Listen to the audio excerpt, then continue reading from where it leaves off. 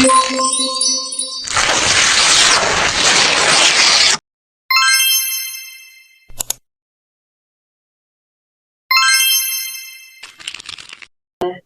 selamat siang Bu Cindy dan teman-teman. Hari ini kami dari kelompok 10 akan menjelaskan mengenai AFL 2 tentang analisis laporan keuangan. Sebelum itu kami akan memperkenalkan diri. Ada saya Windy Purnomo. Dan saya Jessica Dendang. Di sini kami akan membahas mengenai laporan analisis vertikal dan horizontal, rasio keuangan, dan jual saham. Di mana ini semua kami ambil dari dua perusahaan, yaitu ada BSD dan juga ada Alam Sutra. Di mana itu BSD atau biasa kita sebut Bumi Serpong Damai, di mana mereka bergerak dalam kegiatan pengembangan real estate perusahaan.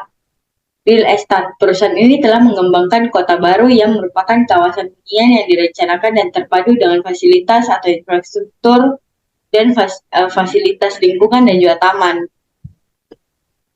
Dan ini disebut dengan nama BSD City.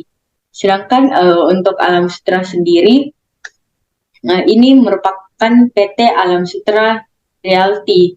Ini juga perusahaan yang membuat sebuah kota terencana bernama Alam Sutra yang dikembangkan di Banten, Indonesia, dan juga Alam Sutra terletak di Tangerang, Jakarta, dan berada di dalam kawasan metropolitan Jabodetabek. Selanjutnya saya akan membahas mengenai laporan analisis vertikal dan horizontal, di mana ini adalah laporan analisis dari PT BSD sendiri.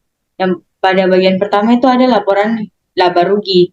Di sini kami mengambil penjualan atau pendapatan, harga pokok penjualan, laba kotor, beban operasional, dan juga laba tahun berjalan. Di sini selisih antara pendapatan dari 2021 dan 2020 itu sebesar 1.470 juta dengan persen 23,85. Untuk harga pokok penjualannya sendiri itu sebesar 986 juta sekian dan dengan persen 51,12%. Untuk laba kotornya sendiri berselisih 488 juta dengan persen 11,48, beban operasionalnya sebesar 78 juta dengan 3,45%, untuk laba tahun berjalan sebesar 1.052 juta dengan persen 216,47%. Untuk selanjutnya laporan keuangan itu kami ambil aset lancar, aset tidak lancar, total aset, liabilitas jangka pendek, liabilitas jangka panjang, total liabilitas, ekuitas, dan juga total liabilitas dan ekuitas. Untuk pada bagian analisis ini, pada bagian analisis vertikalnya itu untuk mendapat persennya, kami membagi antara aset lancar bagi total aset untuk mendapatkan persen aset lancar, di mana itu sebesar 46,20%. Dan selanjutnya itu dari aset tidak lancar, liabilitas jangka pendek, liabilitas jangka panjang, total liabilitas dan ekuitas, dan juga ekuitas itu kami semua bagi dengan total aset untuk mendapatkan persennya. Sama halnya pada tahun 2020. Dan selisih aset lancarnya itu pada 2020 dan 2021 itu sebesar 33 juta 567.380 dengan persen 0,12. Selisih aset tidak lancarnya itu sebesar 573 sekian dengan persen 1,76. Total asetnya itu dengan selisih 606 juta sekian dengan persen 1%. Liabilitas jangka pendeknya itu sebesar minus 864 juta sekian dengan persen minus 7,31. Untuk liabilitas jangka panjangnya itu sebesar 48 juta sekian dengan persen 0,34. Total liabilitasnya itu sebesar minus 815 dengan persen minus 3,9. Untuk ekuitasnya itu sebesar 1.422 juta sekian dengan persen 4,13. Untuk total liabilitas dan ekuitas itu sebesar 606 juta sekian dengan persen 1%. Selanjutnya untuk rasio keuangan itu kami mengambil pada bagian likuiditas itu ada current ratio, quick ratio, cash ratio. Untuk bagian B, solvabilitas itu kami ambil debt ratio, debt to equity ratio. Untuk aktivitas bagian C aktivitas itu kita ambil TAT, WCT, dan FED. Untuk profitabilitas itu kami ambil NPM, ROI, dan ROE. Untuk rumusnya sendiri, pada bagian current ratio itu ada aktivitas lancar bagi hutang lancar dengan hasil rasio pada tahun 2020 itu sebanyak 2,40. Untuk tahun 2021 itu sebesar 2,59. Untuk quick ratio dengan rumus aktivitas lancar kurang persediaan bagi hutang lancar itu tahun 2020 rasionya 1,49, 2021 itu rasionya 1,51. Untuk cash ratio, rumusnya kas bagi hutang lancar. Rasionya itu 0,89 pada tahun 2020 dan tahun 2021 itu sebesar 0,71. Untuk bagian solvabilitas itu debt ratio, rumusnya total hutang bagi total aset, dan rasio 43,36% pada tahun 2020 dan 2021 itu sebesar 42%. Debt to equity ratio, rumusnya total hutang bagi modal sendiri itu hasil rasionya pada 2020 76,56% dan 2021 71%. Untuk TAT, rumusnya penjualan bagi total aktiva, rasionya itu 0,10 kali dan rasio 2021 itu 0,12 kali. Untuk WCT, rumusnya penjualan bagi aktiva lancar kurang hutang lancar, rasio tahun 2020 itu 0,37 kali dan 2021 itu 0,44 kali. FAT itu rumusnya penjualan bagi persediaan dan rasio 0,58 kali pada tahun 2020 dan 0,65 kali pada tahun 2021. Untuk bagian profitabilitas itu ada NPM dan rumus laba bersih bagi penjualan, rasionya itu 7,87% tahun 2020 dan 20% pada tahun 2021. Untuk ROI, rumusnya laba bersih bagi total aktiva dengan rasio 0,80% pada tahun 2020 dan 3% pada tahun 2021. Untuk ROE, rumusnya laba bersih bagi modal sendiri dan rasio tahun 2020 itu 1,41 dan tahun 2021 itu 4%. Selanjutnya, berikut dari analisis horizontal dan analisis vertikal dari PT Alam Sutra Realty Tbk. Di sini kami ambil dalam satuan jutaan rupiah. Yang pertama itu ada laporan laba rugi. Kami mengambil dari penjualan dan pendapatan, harga pokok penjualan, laba kotor, beban operasional, dan laba tahun berjalan. Selisih penjualan dari tahun 2020 sampai 2021 itu ada 1.434.072 ya, dengan persen 101%. Dan harga pokok penjualan itu selisihnya Rp521.415 dengan persen 63,84%. Untuk laba kotor selisihnya itu di kisaran Rp912.657 dengan persen 152,99%. Untuk beban operasionalnya, selisihnya itu Rp979.747 dengan persen 306,13%. Dan pada laba tahun berjalan, selisihnya itu minus Rp893.689 dengan persen minus 86,21%. Untuk laporan keuangannya, kami ambil aset lancar, aset tidak lancar, total aset, liabilitas jangka pendek, liabilitas jangka panjang, total liabilitas, ekuitas, total liabilitas, dan ekuitas.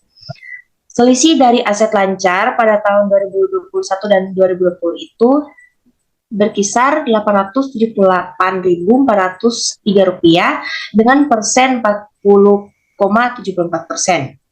Aset tidak lancar, selisihnya itu minus Rp171.243 dengan persen minus 0,90%. Total aset selisihnya itu Rp707.160 dengan persen 3,33%. Liabilitas jangka pendek selisihnya itu Rp435.102 dengan persen 13,60%. Liabilitas jangka panjang selisihnya Rp122.114 dengan persen 1,41%. Total liabilitas selisihnya Rp557.216 dengan persen 4,71%. Ekuitas selisihnya Rp149.943 dengan persen 1,60%. Dan yang terakhir, total liabilitas dan ekuitas itu selisihnya Rp707.160 dengan persen 3,3%. Rasio keuangan alam sutra. Yang pertama ada likuiditas. Kami mengambil current ratio, quick ratio, dan cash ratio. Untuk current ratio itu rasio pada tahun 2020 itu 0,67 dan pada tahun 2021 itu 0,84. Untuk quick ratio, rasio pada tahun 2020 itu 0,36 dan rasio pada tahun 2021 itu 0,60. Untuk cash ratio, rasio pada tahun 2020 itu 195 dan rasio pada tahun 2021 itu adalah 273. Yang berikutnya adalah solvabilitas. Kami mengambil debt ratio dan debt to equity ratio. Untuk debt ratio, rasio dari tahun 2020 itu ada 56%, sedangkan rasio pada tahun 2021 itu ada 50%. Debt to equity ratio pada tahun 2020 rasionya itu 126% dan pada tahun 2021 rasionya itu 130%. Dan yang ketiga ada aktivitas. Kami mengambil TAT, WCT, dan FED. Untuk TAT pada tahun 2020 rasionya itu 0,07, pada tahun 2021 itu 0,13. Untuk WCT pada tahun 2020 rasionya itu minus 0,69, sedangkan pada tahun 2021 rasionya itu minus 4,75. Untuk FED pada tahun 2020 rasionya itu 139,46 dan pada tahun 2021 itu ada 3,277. Yang terakhir ada profitabilitas. Kami mengambil NPM, ROI, dan ROE. Untuk NPM, rasio pada tahun 2020 itu ada 73%, sedangkan pada tahun 2021 itu ada 5,2%. Untuk ROI, pada tahun 2020 rasionya itu 5%, sedangkan pada tahun 2021 rasionya itu 6,51%. Dan yang terakhir untuk ROE, pada tahun 2020 rasionya itu 11% dan pada tahun 2021 rasionya itu 1,50%. Yang terakhir adalah saham, di mana kami membandingkan dua perusahaan yaitu BSDE dan ASRI, di mana EPS-nya atau earning per share itu sebesar, dan untuk BSD itu 64,46, sedangkan ASRI itu 2,65.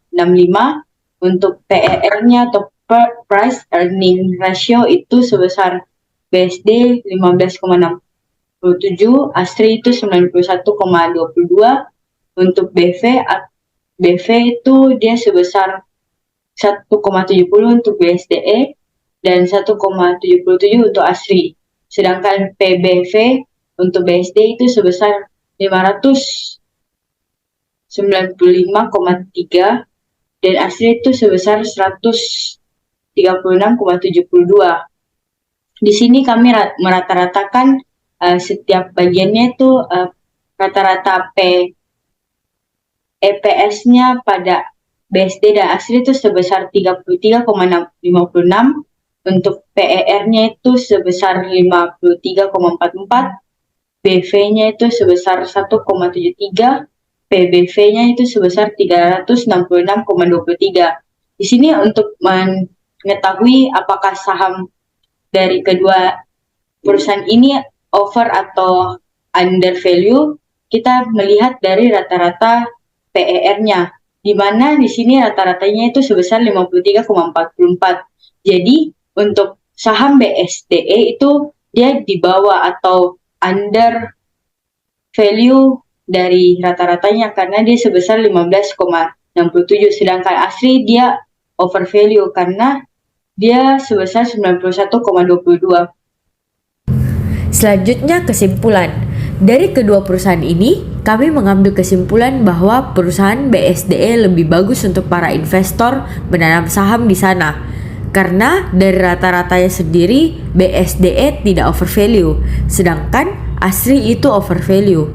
Dan dari laporan analisisnya sendiri, ASRI itu mengalami kerugian karena aset dan laba tahun berjalan dari ASRI itu berjumlah minus, sedangkan BSDE itu mengalami keuntungan karena minusnya berada di liabilitas jangka pendek dan total liabilitasnya, di mana ini merupakan total utang. Jadi karena minusnya berada di utang, berarti utang BSDE itu berkurang. Maka dari itu BSDE lebih bagus buat para investor menanam saham di sana. Sekian dari kami kelompok 10, terima kasih.